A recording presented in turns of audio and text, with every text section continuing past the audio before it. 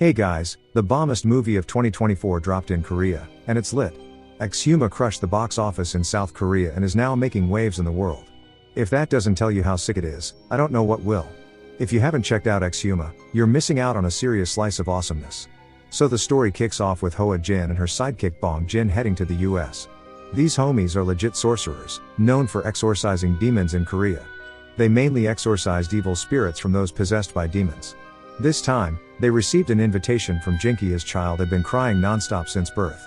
Despite having been examined at all the major and minor hospitals, the cause could not be found. Fearing that their son was possessed by a demon, the family invited Hoa Jin to see if she could help. The two soon found the little boy to check. The female lead began to write confusion to see if she could detect the presence of demons. A possessed boy would react somehow. But after a while, nothing happened. This proves that the boy is not possessed by a demon. However, Hoa Jin thinks about another case and asks the family if anyone in the family has ever been like this. At this point, the family seems surprised, as if Hoa Jin had said something. To get a clearer picture, the female lead went to the house to meet the boy's father. When asked, he also said that his brother had a similar illness, but had died not long ago. His father also had frequent illnesses, so he didn't know if the family had any hereditary diseases. At this point, Hoa Jin said that this was not an inherited disease. According to her, the family is being cursed by a ghost. When she entered the house, she could feel a dark shadow lurking in the blood vessels.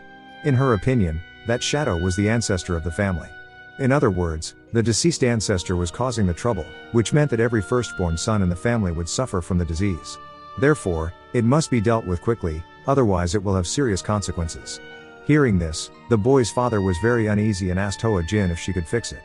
Hoa Jin said that she needed to hire more experts, because she couldn't do it alone. The first person Hoa Jin thought of was a feng shui master named Kim. He had excellent skills in judging good and bad burial grounds, and he could also perform a ceremony with Hoa Jin. He's a mortician, and they've never failed in their work before. Only if the rituals are performed correctly can the deceased rest in peace and the family find comfort. That's why many wealthy people in South Korea hire them for the funeral.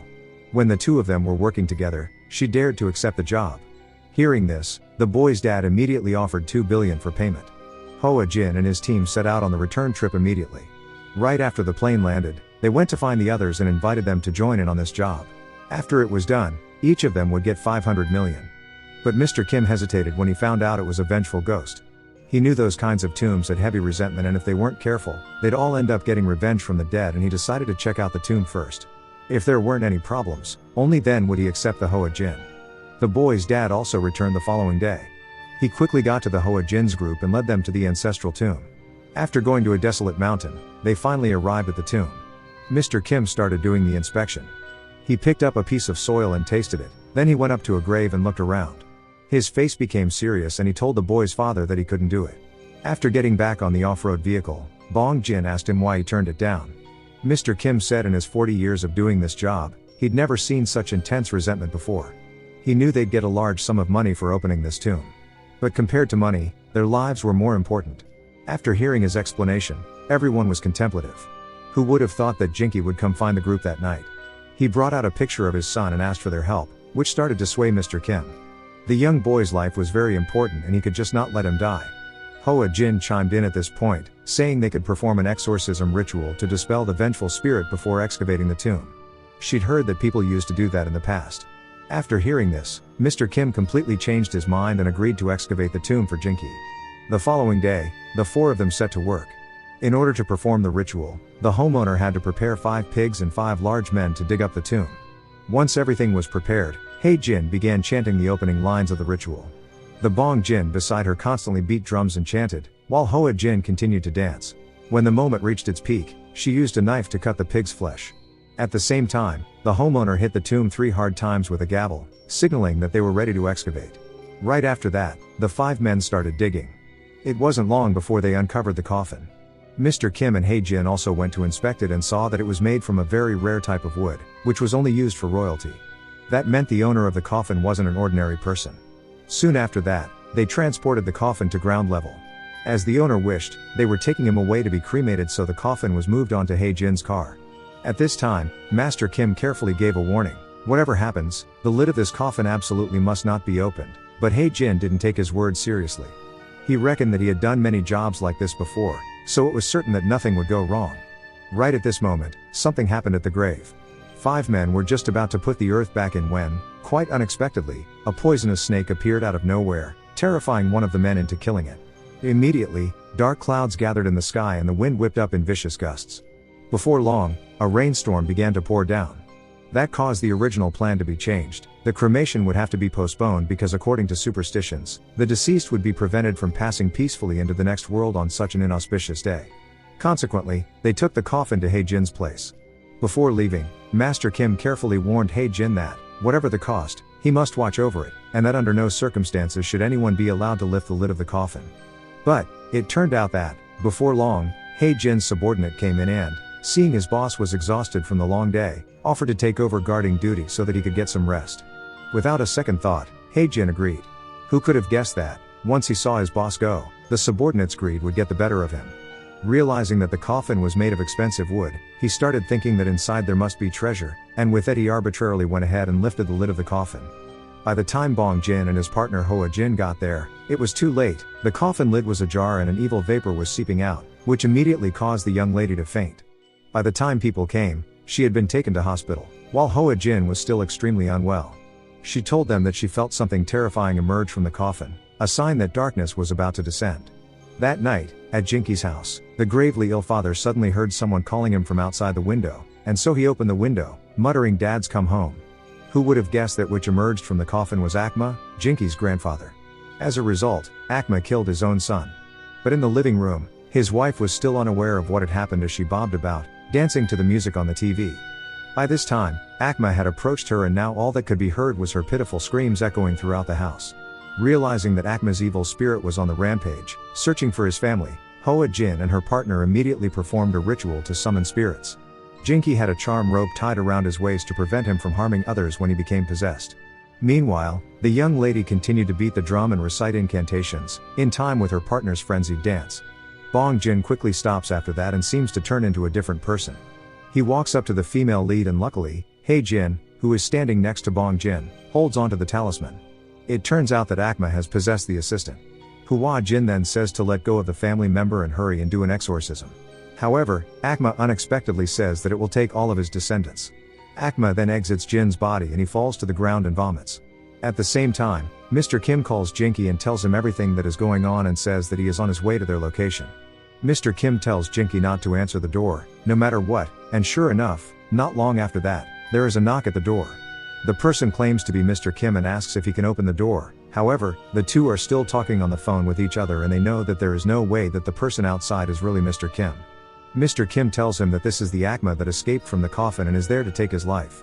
Hearing that, Jinki is extremely scared and repeatedly backs away. However, he accidentally goes near the window and, as a result, the Akma manipulates him into opening it. Suddenly, a strong gust of wind rushes into the house and a black shadow appears on the glass door. When Mr. Kim arrives, he sees Jinki standing still on a table and making movements like a soldier, saying incomprehensible things in Japanese, which confirms that he is now possessed by the demon. Jinki keeps repeating the same sentence over and over again and slowly turns his head around so that the back of his head is facing Mr. Kim. Mr. Kim does not understand what he is trying to say until Jinki snaps his own neck and falls dead on the ground. On the other side, Jin and the female lead have put the coffin in the car and intend to burn it in order to prevent Akma from hurting any more people. However, in order to do that, they have to get the owner's permission, and with Jinki now dead, Mr. Kim can only ask his aunt. She agrees immediately upon hearing that Akma is looking for her family members to kill them, and the coffin is quickly taken to the incinerator, where it is burnt to ashes very quickly, causing Akma to be destroyed. Jinki's child is now completely healed. And it seems like everything has ended. However, not long after, Mr. Kim receives a call for help from a gravedigger. When Mr. Kim goes to the gravedigger's house, he finds him very weak. The gravedigger says that he killed a snake while digging a grave and that a series of unfortunate events have happened since then, and he asks Mr. Kim to help him exorcise the snake before it can kill him. Even though he is reluctant to go to that strange grave again, Mr. Kim goes to check it out himself in order to save the man. He starts to dig the ground with his hoe and quickly finds the snake. However, the snake's head turns out to have the shape of a woman's head. She scares the crap out of Mr. Kim and makes him pee his pants. It's not over yet. He suddenly discovers another coffin below it. When he keeps digging, a strange sight appears before his eyes. This coffin is buried vertically. Even though he's lived for 70 years, he's never seen anything like it. So Mr. Kim hurriedly calls everyone to come here. It's not long before everyone arrives, and when they see the coffin, they're all shocked and open-mouthed. Not only is the coffin buried vertically, it's also wrapped tightly with steel wire. Everyone thinks this must be a member of Jinky's family, and that their burial must have been very thoughtful. Mr. Kim decides to take it to a nearby temple temporarily, and then they'll notify the family and figure out what to do.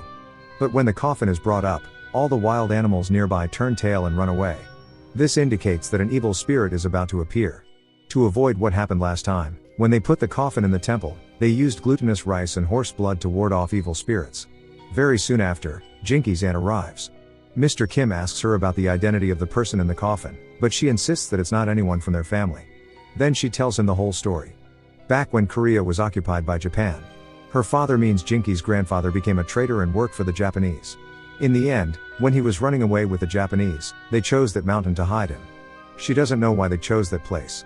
After she finishes speaking, the aunt gives Mr. Kim full authority to deal with the coffin, and she'll pay for the expenses related to the wild animals. So the group decides to cremate the coffin the next morning. But that night, something happens. Bong Jin has a nightmare while he's sleeping. He dreams that the monk in the temple is standing on top of him, and he can't move. At this point, Bong Jin tries his best to draw a talisman on the floor with his finger. As soon as he does, he's able to get up. He senses that something is wrong, so he goes outside to check.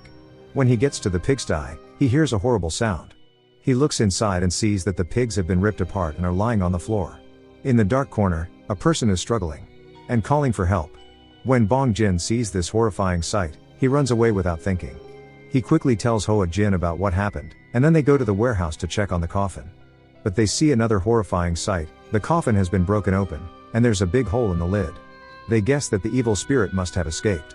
So Hoa Jin immediately tells her partner to call the other two people, while she stays behind to investigate. Just then Hoa Jin picks up something. When she looks closely, it's a samurai stuff. At this time, footsteps can be heard from outside. Hoa Jin turns around and finds a giant wearing a samurai armor. It asks Hoa Jin if she is human. When she hears this, she immediately kneels down and says that she is not human but is his servant. Unexpectedly, this fools the demon. It then asks if she brought fish and melons for it. At this time, Hoa Jin can only suppress her fear and tremble as she says that she will go and prepare it right away. However, unexpectedly, this is still discovered by the other party. Seeing that she has been exposed, Hoa Jin has no choice but to run away with her pants down. Fortunately, as soon as she goes outside, Bong Jin rushes over to stop the demon. As a result, he is directly controlled by it, which stabs him in the stomach, causing him to fall unconscious in pain on the spot. Right at this moment, the sound of a rooster crowing rings out. The demon immediately folds its hands together in respect. Its body suddenly bursts into flames. By the time Mr. Kim and Hae Jin arrive, it has turned into a ball of fire and flown away to another place. Afterwards, everyone quickly takes Bong Jin to the hospital. While Bong Jin is receiving emergency treatment, Mr. Kim goes to find out what the demon is. In the temple on the mountain, he finds a book that records that when the Japanese invaded Korea, the Japanese buried iron stakes all over the country to suppress and weaken Korea's fate. Upon learning this information, an army was formed to dig up and remove the stakes.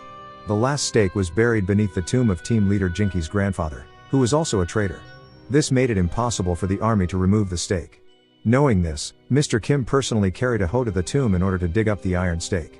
Unexpectedly, just after digging a few times, a horrifying sight appeared. The demon that had transformed last night unexpectedly appeared here again. Fortunately, this demon is only active at night, so Mr. Kim was able to keep his life. At this point, he did not dare to continue digging.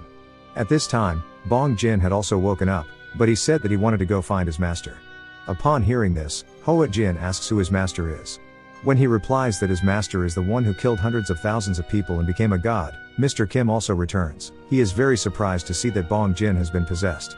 Then he also tells the story of the iron stake that was driven in by the Japanese army in the past. Upon hearing this, Hae Jin does not want to get involved in this matter anymore, because the things that happened before have scared him out of his wits. This makes Mr. Kim very angry. He wants to do it not for himself but for the future of the country. Moreover, removing the stake might save Bong Jin. Upon hearing this, the two can only reluctantly agree. However, in order to remove the iron stake, they must defeat the demon.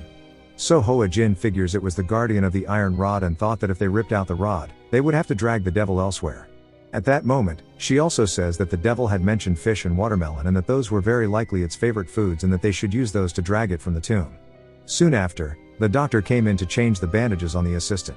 And suddenly everyone realized that Bong Jin's body was completely covered in protective charms. However, the devil only attacked the parts not covered by charms, which meant that it was deliberately avoiding them. Taking the fish to the tomb, they quickly prepared it as a trap to lure it out and also had a bucket of pig's blood nearby in case things went wrong. Hoa Jin would be responsible for luring the demon away while Mr. Kim and Hei Jin would take advantage of the opportunity to remove the iron rod. That night, when the demon awakened, it stuffed the fish on the ground into its mouth, and at that moment, Bong Jin was also chewing ravenously in the hospital. The demon followed the trap Hoa Jin had set and soon left the tomb. Mr. Kim and Hei Jin immediately jumped down and started digging, but couldn't find the iron rod.